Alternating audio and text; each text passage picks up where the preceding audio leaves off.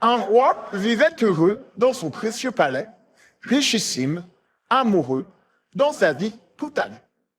Sa femme était la reine, tu l'avais deviné. Elle était souveraine et belle à se donner. Leur fille, un vrai trésor, était étonnamment plus magnifique encore que sa tendre maman. Pour couronner le tout, le roi avait un âne doté d'un grand atout. Était-il mélomane? Était-il polyglotte? Avait-il de beaux yeux? Non, il faisait des crottes en or massif, mon vieux. Le roi, tous les matins, comme un bon palefrenier, ramassait le crottin dans un joli panier. Bref, il faisait bon vivre en ce château de gloire. Pourtant, ce qui va suivre est triste. Tu vas voir. La reine, un jour d'avril et de giboulée froide, se découvrit d'un fil et tomba très malade. Tandis qu'elle rendait l'âme, elle demanda au roi que votre future femme soit aussi belle que moi. Le roi promit, en pleurs, qu'il en serait ainsi. La reine mourut dans l'heure en murmurant « Mais qui donc au royaume avait tant de beauté ?» Le roi, tel un fantôme, errait de tous côtés. Et la vérité nue lui apparut infâme, car la seule ingénue plus jolie que sa femme était sa propre fille. Il fallait l'épouser. Elle était trop gentille, Coutier, pour refuser. Quand il lui expliqua quel était son projet, choquée, elle paniqua et mima le rejet.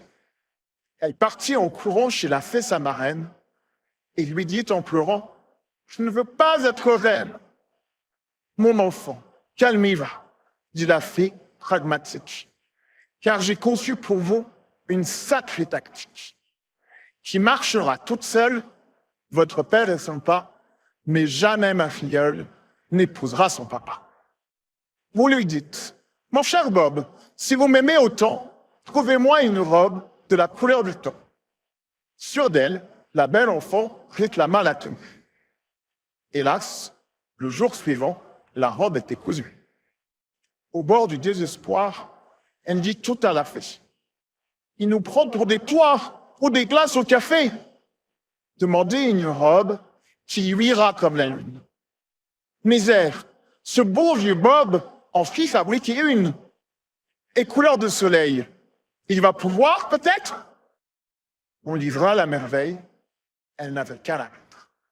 La fée dans son chapeau trouva un dernier sort. Demandez-lui la peau de l'âne aux crottes d'or. Jamais votre papa n'acceptera le manque de son précieux data qui lui remplit sa banque. Et pourtant, la pauvrette reçut devant sa porte le manteau de la bête qui était plus que morte. J'aurais tout essayé pour me tirer d'affaire. Ma chère fée, vous voyez qu'il n'y a plus rien à faire?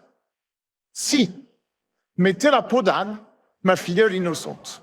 Devenez paysanne, hideuse et repoussante. La princesse aussitôt enfila cette horreur et s'enfuit du château pour sauver son honneur. On l'embaucha, souillon, dans une porcherie. Très sale et en haillons, elle puait le pourri.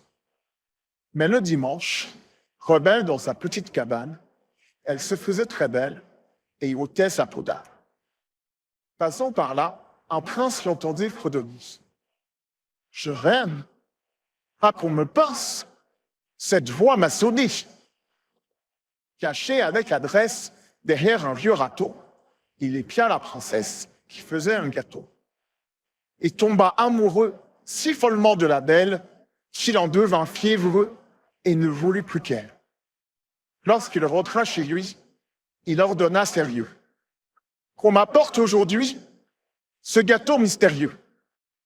Un page se mit en route et trouva la cabane. Cette souillon me dégoûte, pensa-t-il de peau d'âne. Elle s'était entre-temps changée en dégoûtante. Le page, en repartant, en vomit d'épouvante. Il livra le gâteau au beau prince charmant. Celui-ci, aussitôt, le mangea goulûment. Mais il fut bientôt pris d'une toux remarquable. et cracha, tout surpris, un anneau sur la table. Qu'on retrouve à quel doigt appartient cette bague, cria l'apprenti roi. Ce n'était pas une blague. Pendant des mois très longs, se rendirent au château toutes les femmes du canton. Elles venaient par bateau. Des milliers de baronnes, des coquettes, des comtesses, puis des servantes, des bonnes, ça défilait sans cesse. Mais jamais cet anneau délicat ne convint aux doigts trop courts, trop gros, qu'il essayait en vain. Quand il ne resta plus que la souillon, la pire, on lui dit « Ah, tu pues !» et on la fit venir. Miracle! À son doigt sale glissa l'anneau d'Orus. Et le prince triomphal lui dit « Mon adoré !» Podane, en une seconde, se changea en princesse. Fini la bête immonde, place à l'enchanteresse. Les amoureux transis s'épousèrent sur le champ, au milieu des youpi, des bravos et des chants. Même le roi, ce bon Bob, se réjouit sans rancune et offrit une robe à sa fille, encore une